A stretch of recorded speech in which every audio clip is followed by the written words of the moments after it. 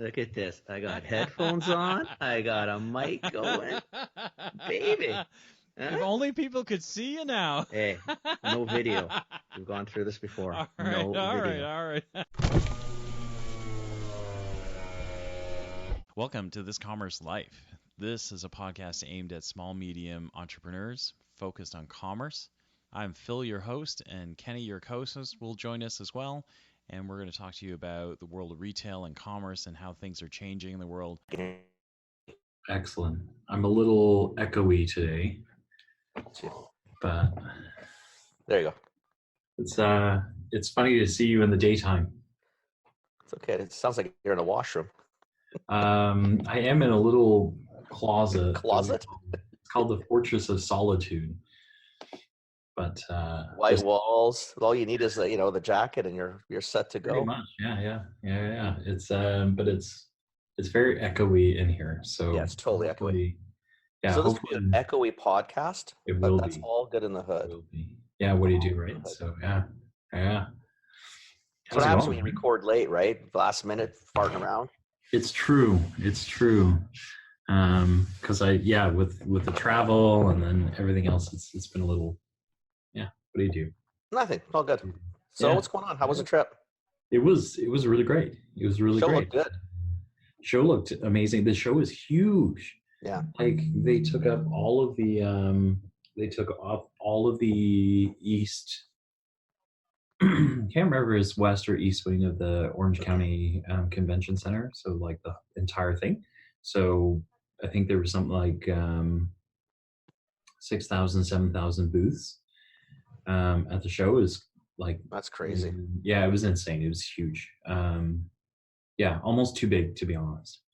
Problem is that those shows like that and Expo will continue to grow because that's where the market's going. Yeah. And then you find these grocery shows or the old school, like just dying a painful death, right? Yeah. But it's good to see at least there's some segments of the economy that seem to be chugging along at a wicked rate, right? So it's all good in the hood. How did golf go?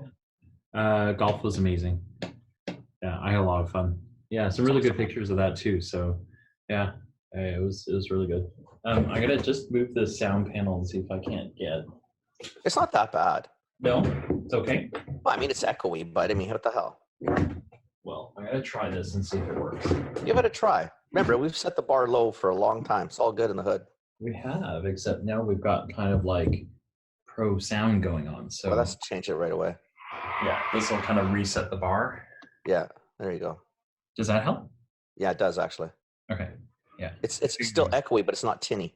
Yeah, I figured that the table was probably contributing a good chunk to the sound. So. Yeah, but the show was great. Probably some interesting but worrisome trends in there as well, like CBD.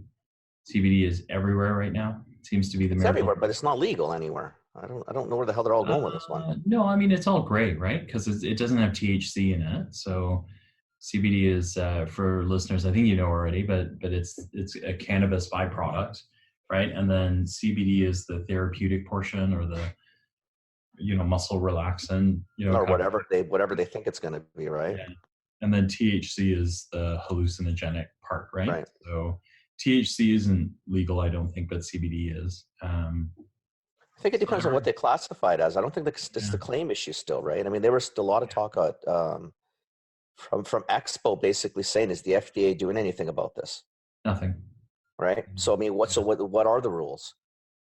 I don't know. I don't It's like think in Canada. I mean, I don't know what the rules are. I mean, I know that definitively. I mean, you can smoke and die from cancer. Mm-hmm. You could eat as much as you want and screw up all your meds because who the hell knows what you're doing, but you can't put it on your skin. Mm-hmm. Correct.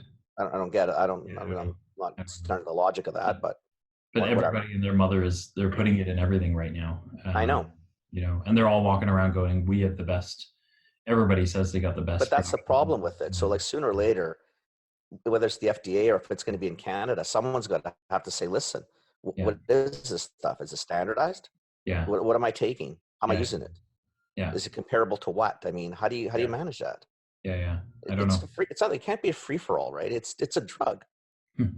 Like it's got some medicinal properties. I mean, what are they? Yeah. Yeah. Right. I think this is going to be awesome. I mean, what else do you have for pain? Nothing. Exactly. Nothing. So if this turns out to be like, that drug, shit, let's go. Yep. Yeah, I agree. But I don't know. Anyway, I mean, yeah. So that was everywhere. I was surprised not to see as many protein substitutes. Oh, really? Yeah. So I thought there would be more. We saw some really neat cricket powders come out last year, but we haven't seen a lot more than that. Did see a lot of almost like alternative supplements though, like turmeric. Lots of turmeric on the market. Which is hot in people, so I mean, it wouldn't be hot in pets. Yeah. So it's getting there. So it's hot. There was a guy who was making chews out of yak's milk and turmeric, which is really, really good for dogs and cats, and But anyway, they're cool. doing stuff like that. Yeah, lots of that stuff. So when you say about the protein sub, so no plant-based, like hardcore plant-based type things. I mean, not that a lot of pet owners would jump all over that anyway. I don't know if they would or wouldn't. I mean, it's tougher than an animal. A dog or a cat, are basically carnivores. I mean, I don't know if you can make them into vegans or. Don't know. I thought cricket powder would be bigger, to be honest. It hasn't really kicked off in people either, though, right? Yeah, not yet. Do you know what I mean? Like it still hasn't. You know what it is? I don't think we're there yet. I don't think we're I don't think we think anything's that bad yet. It's coming. I think it will. I don't think there's any issue with it. I think it's all good in the hood. Mm-hmm. But you know how people are. But I mean, we talk climate change, but we still do what we do. Mm-hmm. Yeah. We talk about waste, but we still do what we do. I mean, you know what I mean? People are until you have to. Yeah. It's nice to talk about it, and we worry, but really, who cares? I think it'll be. I mean, like everything else, it'll be economics, right? So when it gets way too expensive to eat, then it changes it. Then you change it, right? Like chicken's pretty cheap still, right? So all of that stuff, right? Until that changes. Yeah, I agree. A lot of adoption. I agree. Yeah. Man, what about you? What's going on? Counseling, baby. All I've been doing is counseling lately. Seriously, I've had. It was a funny week. Like the last 7-8 days, like I had almost 3 people that are thinking of changing positions, and 2 or 3 actually that had no choice. Do you know what I mean? So it's those weeks where you're basically. It's funny. I mean, people reach out. I mean, it's funny how people reach out to people, right? I guess they figure because again, I mean, I did it at a funny age, and I seem to be doing okay. So people reach out and kind of, want to know, like, is it okay? Like, can I do this? Or now that I have no choice but to do this, like, is it that hard? Is it that bad? And you have to tell people, well, it's not easy, but it's totally doable. Yeah. Like there's stuff out there. Yeah. Right. But you know what people are like? They're scared, right? Because I mean, a lot of people have come off, whether it's 10, 15, 20, 25 years of employment. And, you go into no paychecks. It's like, you've done it. I mean, I've done it. I mean, it's hard to, at 22, I guess it's not a big deal. When you're in your 40s and 50s, it's a deal. Yeah. I mean, because you're into your 40s and 50s, you've got, like, financially, you got some goals. You probably got mortgages. You're thinking retirement. You got the kids. You got universities. Whatever it is, right? Yeah, and you've got a lifestyle, right? Like so. Exactly. You went on a couple of trips last year. Whatever. You bought new clubs. You bought new stuff. This year, it's like, holy crap! No trips, no anything. And even then, we might make it. We might not make it, right? So. Yeah, and then you go right to dire straits. I mean, are you going to eat? And you're thinking, okay, guys, take a breath of air. Yeah, chill. Like take a breath of air. Yeah. Get your, and I've told like all 6 people more or less. It's easy to say when it's not me, but I've sort of been there. Like it's hard. Just take a breath of air. Just take a breath of air. Yeah. Right? I know it's easy again to say when you're freaking out, but I mean, you did it. Yeah. I mean, you bailed on us, but you still did it. Hey, I'm still here. I'm still here. I'm just kidding. I'm still here. How's it going there? It is going well. It is. I got the marketing plan fired up now. We're starting to move. Just ironing out messages and kind of getting everything moving, right? But it's so it's funny because what I was just about to say actually applies to this place as well as to anyone who's starting out. Is you almost you got to be ready for like 4 to 5 months of extreme networking before things start to come back to you. Yeah. So that's kind of the moment that you got to look for. So for people who are looking to get out and do what we do or do something similar, or if you're a marketing person, you're looking to get a message out there, it takes, 4 to 6 months, kind of planting seeds and things like that to get something back that is going to help you. Right. So it's like anything, everything just takes time, right? I mean, if it was that easy and that quick, everybody would do it. Yeah. Right? And, I mean, really. And you have to learn to ask. I think that was the hardest part of being a consultant, was learning to ask, like, can I work with you? I'm going to charge this much, right? In that first moment, because I think when you're a salaried person, you don't ask for anything. You just expect people to know, hey, this is, well, I do 2 weeks, I get paid for 2 weeks. I do 2 more weeks, I get paid for those 2 weeks. Correct. That's pretty much the game, right? Yeah. And I was saying the same thing to these people. I said, what you got to do, and I said, again, it's easier said than done, but I did it, is, you got to knock on 25 doors and just be prepared. You're 1, maybe 2 are going to open. Mm-hmm. Mm-hmm. That's life, right? Yeah. And then know that there are 5 people who said no, who are really just waiting to see who said yes. Yeah. Or it's a no, not right now. Yeah. Like you got to qualify the no. Yeah. Right? Was it really like an emphatic no, get the hell out of my life, never come back? Yeah. Or no, not right now, or whatever, right? Yeah. It's tough though, right? I mean, I don't know. I feel for people because I get it. It's an interesting spot to be in. It's hard. I think if you're a person who needs structure, this is a tough. Oh, totally. Like you and I are kindred spirits that way. Yeah. We don't need or want structure. or limit the structure. Correct. I don't mind imposing structure on other people. I just don't want you structuring me. That's exactly it. Well, you know what it's like. Everything I do is do as I say, not as I do. Yeah. Right? So I said, just because I don't practice doesn't mean I don't understand or don't believe in it. I just don't want it done to me. Yeah. So I think that if you're someone who needs a lot of structure, this also might be a really tough. It's a tough gig. Yeah. It's a tough gig because you have to discipline yourself. Like, I mean, we talked about, how to even work from home. When you've been used to going to an office, for 10, 20, 30 years, it's different. Yeah. I mean, I wouldn't change it for the world. I mean, I'm sitting on the couch. It's a nice day outside. I mean, I've got to head to an office and I got a meeting tonight. You look like you're in a cell block. Solitude. I feel like I'm phoning a prison. You are, in a way. Bring me some Pop-Tarts and ramen next time. Exactly. Maybe put like a metal spoon in it or something. Yeah, I know. Yeah. It's okay. It's cool. It's cool. It's okay. So anyway, that's been my run lately. It's just it was a week of counseling. I've the other things I'm doing, which are really cool. So Interlocate and I have been doing a lot of messaging. So we've been reaching out. We found a couple of people that want to do content together, which is really amazing. Nice.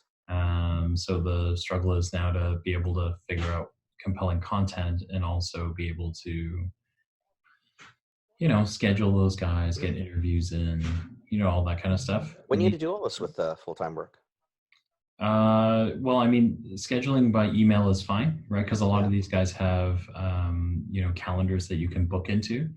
You can book me calendars and things like that. So I can do that.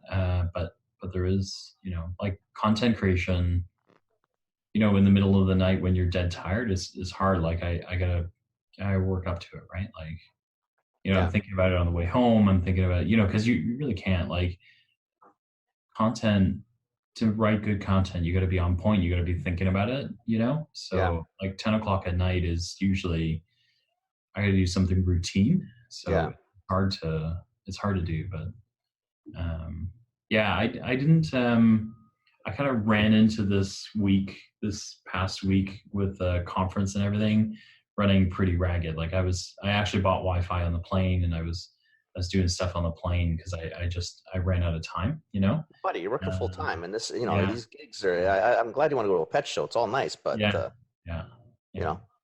the golf as you with may not care. And the golf, a little fluffy time there, buddy. A little fluffy time. It was pretty intense fluffy time though. We played 36 holes the one day, and then we played 27 the next day. The guys that were down there with me, they played the 2 days I was working too. So they got these pretty cool alligator shots and stuff like that. So wow. But it was good. It's good. Well, it's okay as long as you enjoyed it, and you got something out of the show. So what the hell, right? And I saw the Einstein Pets folks down there, so it's pretty cool. Kelly's amazing. So the two talks I did went over really well. The first one on kind of extending your marketing plan was pretty cool. I think it made a lot of people kind of stop and think about things they got to do and how to tie things together a little bit more. So the session was called like, follow, share, and then the subtext was how to make sure that you go beyond using social media as your primary marketing tool, and how to get back to marketing basics. So we went through all of that stuff, right? Like, so what'd you talk about? Like, go back to like literally, marketing 100. Kind of down to your 4 Ps, your SWOT, like all the stuff that you think is bullshit when you're doing it. And then when you come back, you think, wow, maybe you should really just start with the basics again. I mean, I tied in, like, social media can do a whole bunch of things for you. Like right now, they teach you to like share things, share anything, right? And I said, don't share anything. Like, be deliberate about what you're sharing, right? Absolutely, especially shares. The journey you're on, right? So if you're trying to educate, then your post should be about education, right? If you're trying to convert, you should have a link out to your site. Like if you're trying to put something on sale, it should be a pure acquisition. This product is super cheap right now, you should buy it, right? And like, right, kind of that idea of like, you need this, but it's an outward arm. You shouldn't think of it any different than print or radio or magazine. Remember though, that's what we talked about before. That's the easy that everybody talks about, and it's not easy. You got to think a little bit. Right. You start sharing stuff that's not relevant to what you're doing, you're going to lose people. Because you look like an idiot. I mean, people are going to think, well, I don't understand what this guy's doing. He's a pet guy and he's sharing military shit. Right? I mean, you might like it and that's awesome, but what's that got to do with anything you're doing? Doesn't make any sense. Right. So we talked about that. We talked about knowing your audience. What's the reception like when you do all this though? Blank faces? It was really good. No, there was a lot of writing. There was a lot of questions. We literally went the full. These are unusual sessions because they're 90 minutes. Usually they're like 60 or 45. 90 is a long time. And we went the full 90. Like I actually had to leave the room because the next speaker had to kind of get up and get ready. So it was a good session, because what I did is I paired it with what's coming down the road too. So, the idea that social media is going to be a place where product discovery is going to happen. People are going to be able to buy stuff from your social feed. But if you don't know who your people are, you don't know what you're advertising, you don't know how like all of that kind of, blends itself together, right? So I'll in the link in today's podcast episode, I'll just link out to where those presentations are, so that if people want to grab them, they can. Might be something they should talk about when we record on Thursday night too. Right, because it is stuff. I think again, I mean, you can just see it. Everybody you talked, it's the basics just have gone sideways. And nothing you're talking about is nothing that hasn't been talked about for 100 years in traditional. It's no different with whatever. It doesn't matter what the medium is. The basics are still the basics. Well, it's really important. We actually talked about things like Google ads, right? Somebody was like, do you think you should do that? And I said, you got to make sure you know your stuff, right? Because when you get into a Google ad, it's all made very easy, but those are the hardest 30 characters. Like when you write that headline and the It's secondary brutal. headline and the, like there's something like, what is it, 30, 30, 90, right? So it's like 150 characters you have, but it didn't take you 3 hours if you don't know what your message is. Right. And so, that's what I was saying to them is like, this is why it's so important, because the internet makes things faster. But if you don't know your business, it doesn't matter. It's not going to be faster. It's going to be harder. Well, nobody's going to find you. Yeah. It's like, what was remember your delivery guy story? What did he have on the side of his truck that they were honest and, and thinking, well, what are you going to do? Yeah. Honest delivery? Yeah. Everybody's going to come up. Yeah. Everybody says that. Who cares? What does that got to do with anything? Nothing. Do you know what I mean? Like, you got to watch your content. Is that, yeah, those are wonderful. The most caring person in the world. Oh, great. You and 1,700 million other people are going to have, how are they going to find you? Yeah. It's hard. Like like you said, those characters, like you're trying to jam 800 keywords into, like into tiny the possibility of like 15 words. Yeah. Yeah. Like, and which ones do you pick? Yeah. And how do you do it? And why are you doing it? And when they find that, where do they go? Yeah, I know. So yeah, so it was a great session. Like that's good though. I just find it amazing that the small business people actually can understand what you're saying though. Because it's not part of it. I mean, you're running everything else, opening the doors, the tills. There's 5 million things on the go. Yeah. Do they really get it? Do they have time to get it? They get it. They don't always have time to get it. So there's definitely those moments where they don't get it, right? Or they don't have time to get it. But it was really good. The other one I did was the how to value your time. That one was harder than I thought it would be. I think it's a hard presentation thing, but I think that's an easier thing to sit down over a cup of coffee.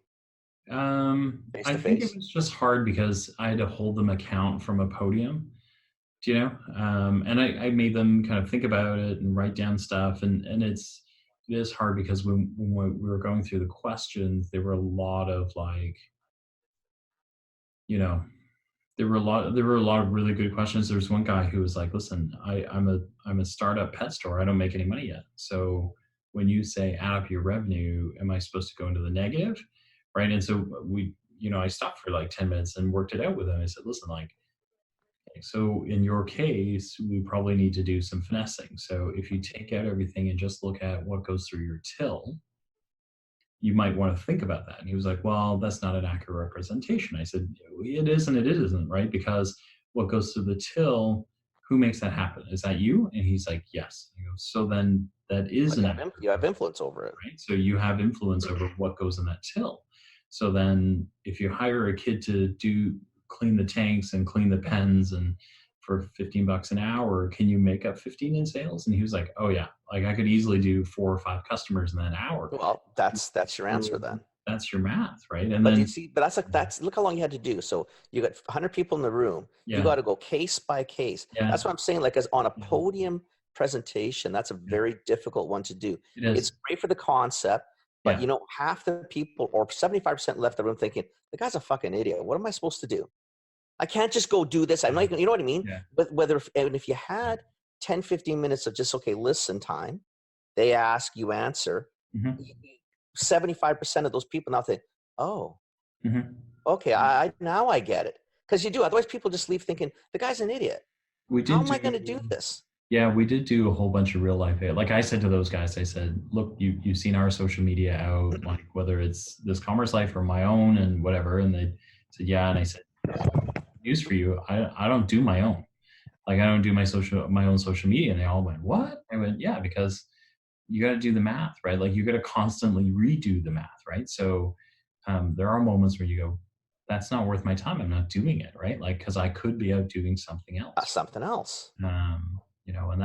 And that kind of resonated with them as well. So yeah, it's tough for people though, but I mean, it is. It's I had one of my clients that did this. I've made them do the marketing plan. And I said, I realize that you probably think this is a waste of time. They don't, because they're really bright. I said, I can do this for you. It's going to cost you, 10, 15 hours of time at my rate. Yeah.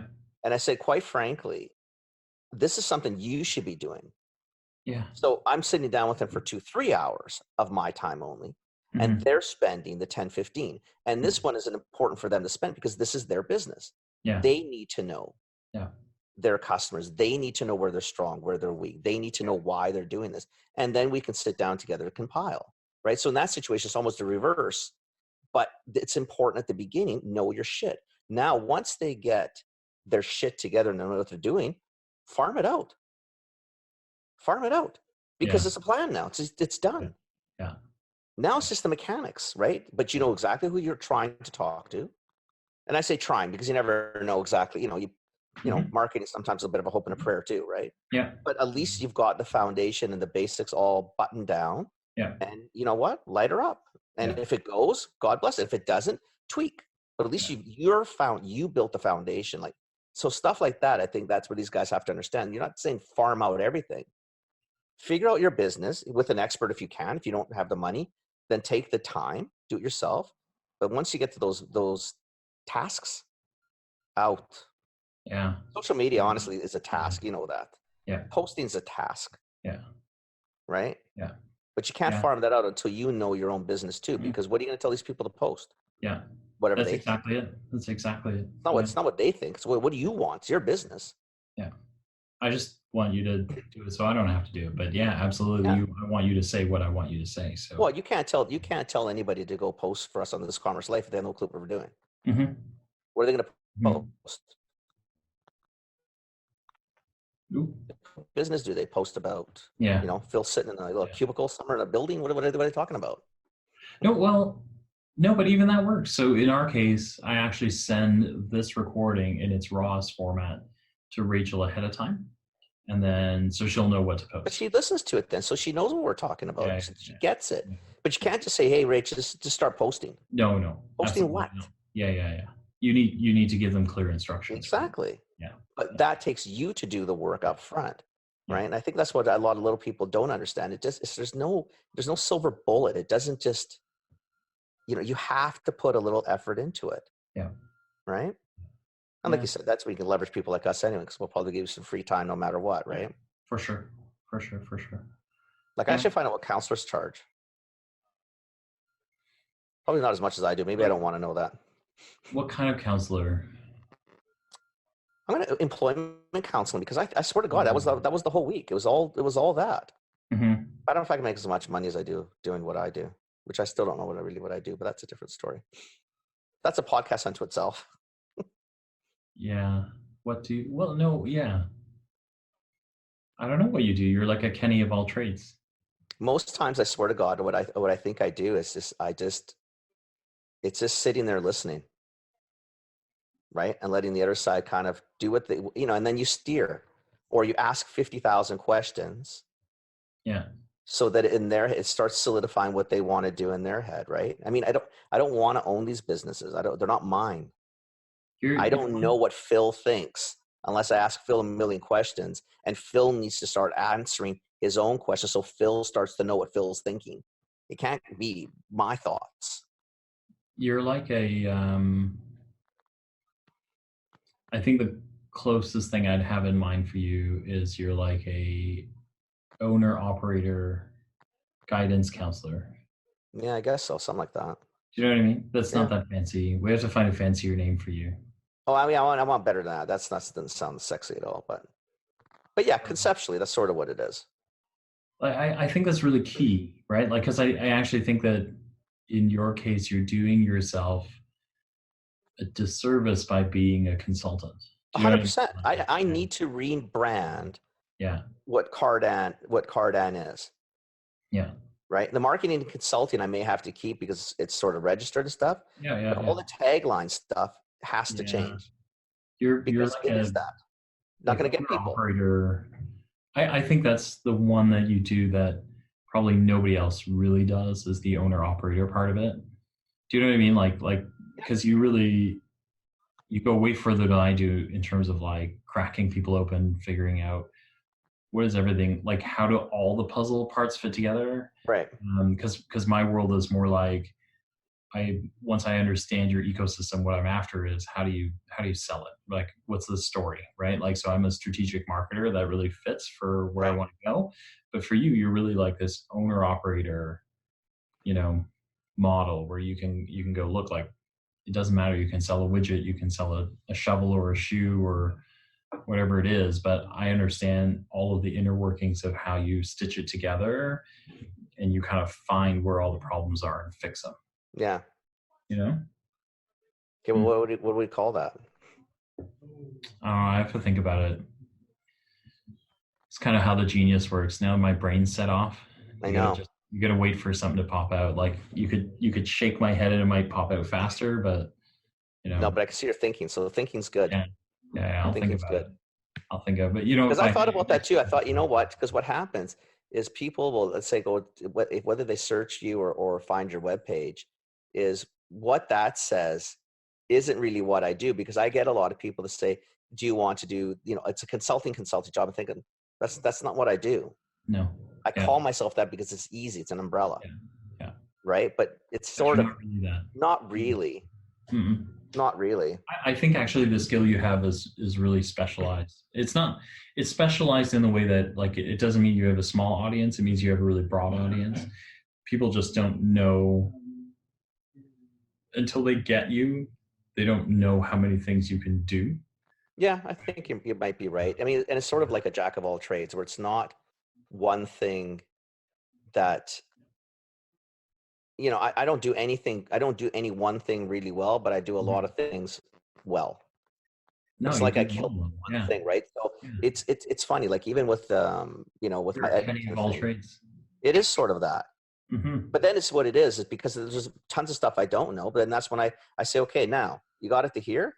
This is who you talk to for this. Yep. This is who you talk to for that. Yep. This is who you talk to for that. This, and then I can send you off and say, okay, there's your experts. Yeah. Now I can help you, right? I can help you decipher, but quite frankly, they're probably going to get to the point quicker than I'm going to, right? I mean, two of the accounts are retailers, and I am involved in marketing, merchandising, and operations. Right? I mean, what is that? That's ADD. Operator. I don't know what the Yeah, no. I don't know what the descriptor is, but that's what right? Is that kind of that owner operator? I don't know. I'll leave it in my head. I got to think about that. Early, it's not gonna come out right. So no, because it's been bugging me too. Because I think I need to rebrand. Right. See, that's what people also have to understand. See, we've been doing this, and we're both doing well. Mm-hmm. And what are we doing? Always trying to think, okay, always rebranding. How do you fix it? How do you tweak it? How do you take these things out, add these things in? Because it is, again, back to content. When I'm writing, if I keep saying consult, I'm not really. I consult. Yeah. But I'm not the consultant that people think of. It's not that guy. Mm-hmm. I don't do this project shit. Like I don't come in and just do. Yeah. I don't do that. Yeah. Told you that time I had to do the proposal. Oh fuck! It almost killed me. All right, that's the end of this Commerce Life. We'll be back soon with the next episode. Thank you for joining us. We hope you enjoyed it. Give us feedback. Tell us what you think. Subscribe, like us, join us, share us, tell your friends about us.